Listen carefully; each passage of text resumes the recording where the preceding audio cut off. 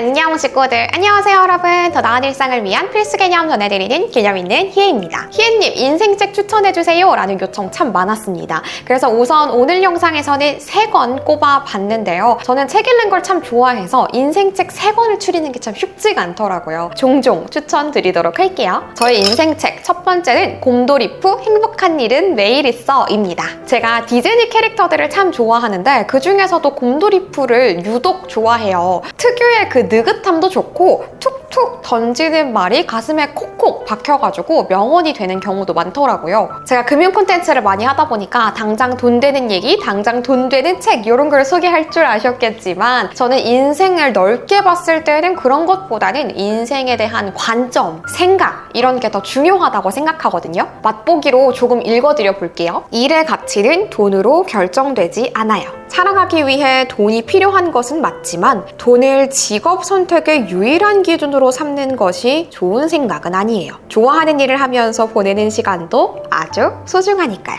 요런 뼈를 때리는 문장들도 있고요. 또 가끔은 우리한테 위로를 해주기도 합니다. 지금 겪는 괴로움은 어쩌면 사소한 것일 수도 있어요. 우리는 주변에서 일어나는 여러 가지 일로 괴로워하지만 다른 사람들은 나의 괴로움에 큰 관심을 두지 않아요. 그만큼 의외로 지금 겪는 괴로움은 사소한 문제일지도 몰라요. 어쩌면 인터넷에서 한 번쯤은 봤을 얘기, 그럴듯한 얘기이긴 합니다. 그런데 이 곰돌이푸의 캐릭터들, 푸, 티거, 이오르 등등 캐릭터들이 나한테 말을 건네고 있다. 푸근한 모습으로 위로를 건네고 있다라고 생각하니까 조금 더 확실히 와닿더라고요. 그래서 저는 마음이 좀 힘들다거나 혹은 내가 힐링하고 싶다라고 할 때마다 이 책을 자연스럽게 꺼내서 보게 되더라고요. 하나만 더 보자면 저는 이 페이지도 참 좋아하는데요. 다른 사람을 인정하지 않으면 성장할 수 없어요. 능력이 너무 뛰어나 도저히 그 사람을 따라잡을 수 없어서 질투하고 미워한 적 있나요? 그런 마음을 버리고 그 사람을 마음 깊이 인정할 때 우리는 다음을 향해 갈 수 있습니다.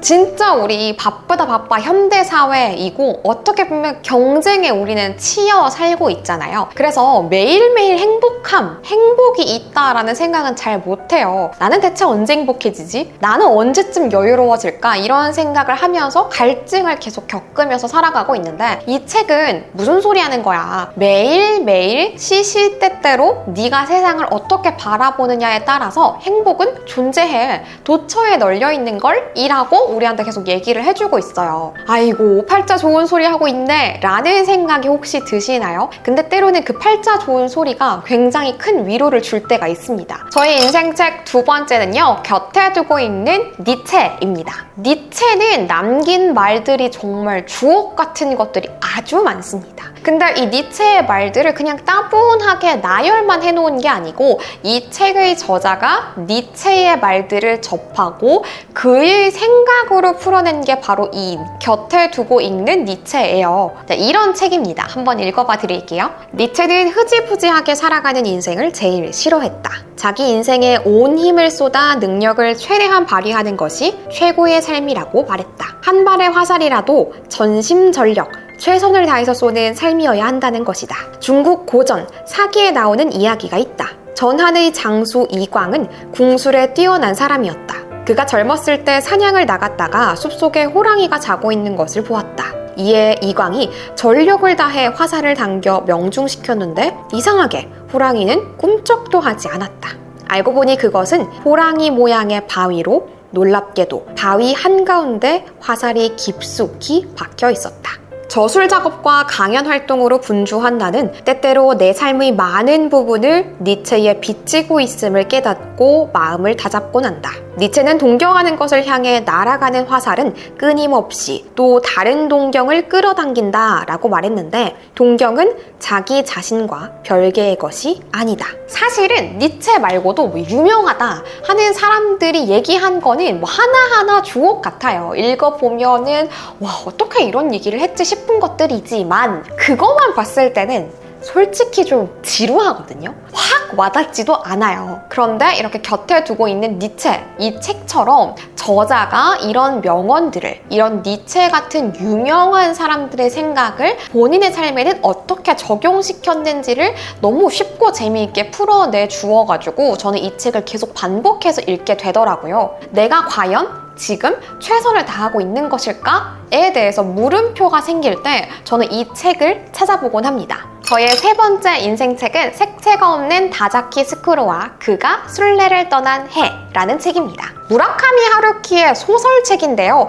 제가 이 책을 대학생 때 처음 읽었어요. 그때 한창 취업 준비도 하고 나는 어떤 걸 하면서 먹고 살아야 될까, 내가 향해 가는 꿈이 맞는 것인가, 이런 것에 대해서 한창 물음표를 가지는 그런 시기였는데, 이 책이 사람의 고유의 색깔에 대해서 얘기를 하는, 본인만 색깔이 없는 것 같아서 나는 어떤 색깔의 사람일까, 이걸 찾기 위해서 순례길에 오르는 주인공의 이야기를 풀어내거든요. 제목 자체도 색채가 없는 다자키 스쿠루라고 되어 있잖아요. 가만히 보면은 본인이 어떤 성향이고 나는 어떤 특징을 갖고 있는 사람이고, 그리고 색깔로 비유한다면 나는 이런 색깔이야 라고 자신 있게 얘기할 수 있는 사람들도 존재하지만, 대부분의 사람들이 나는 무슨 색깔이지? 색깔? 내가 무슨 색깔이 있어? 난 색채가 없는 것 같아 라고 얘기하는 사람들이 더 많아요.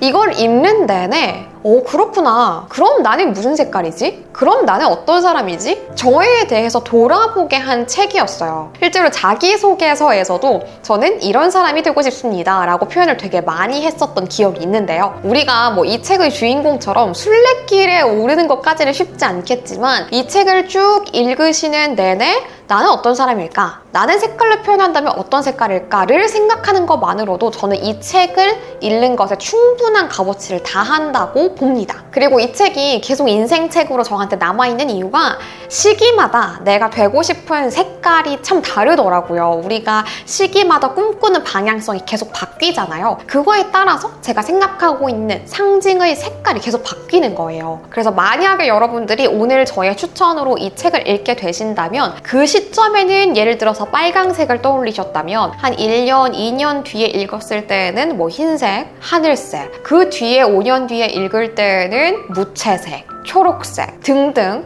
아마 상징하는 방향성이 달라질 것 같습니다. 그 변화하는 나를 봐가는 재미로 이 책을 읽는 것도 굉장히 좋을 것 같아요. 네, 오늘은 이렇게 저의 인생책 중에서 아주 많아요. 그 중에서 3권 꼽아가지고 소개를 드려봤는데요. 인생책 종종 이렇게 소개를 드려보도록 하겠습니다. 그럼 우리는 다음 영상에서 또 만나요. 구독과 좋아요 잊지 마세요.